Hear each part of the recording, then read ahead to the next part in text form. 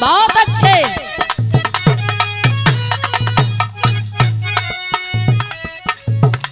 कोनो लड़की कोनो लड़का से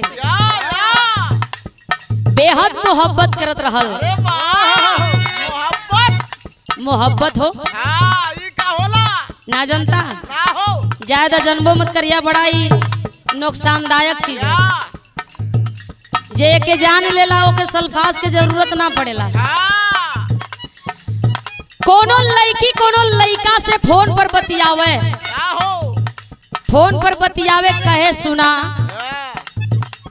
प्यार हम तू जरूर कैली जा, लेकिन तोहरे हमरे मिलला के एगो टाइम जानला हम तुम्हें बतावो थी। लड़की अपने ओ प्रेमी से कहत रहल, का कहे मास्टर? सब लोग सूती जाई हो खते अन्हारे आईगा हो।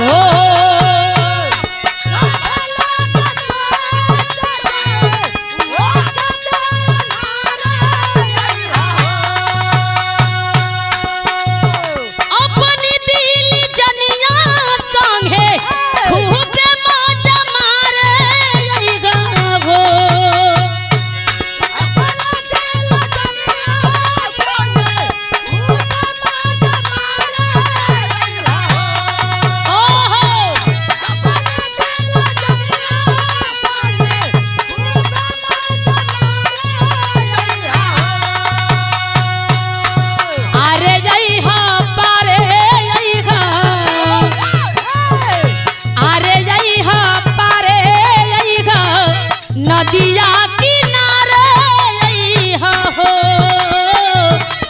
आरे अइहा पारे अइहा, नदिया किनारे अइहा हो।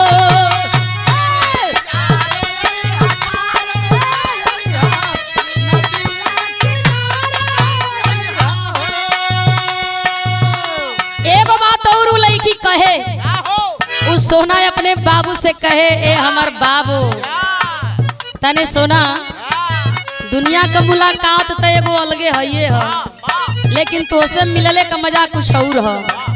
कहे का बड़ी दिन बाद मुलाकात हुई हो, तोहरा से मीठी मीठी बात हुई हो।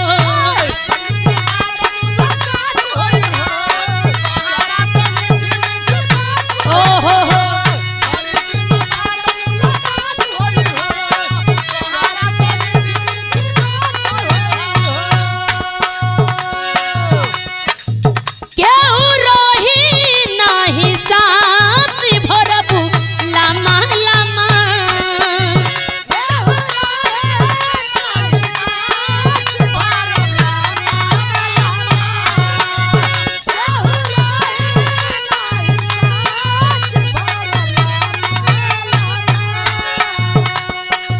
लड़की कहे रमेश जी हमारे प्यार के गवाह रही है चंदा मामा।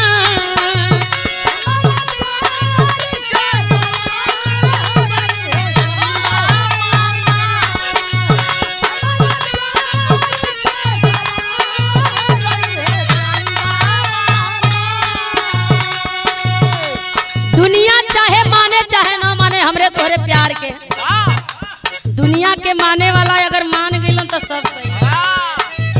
कहे का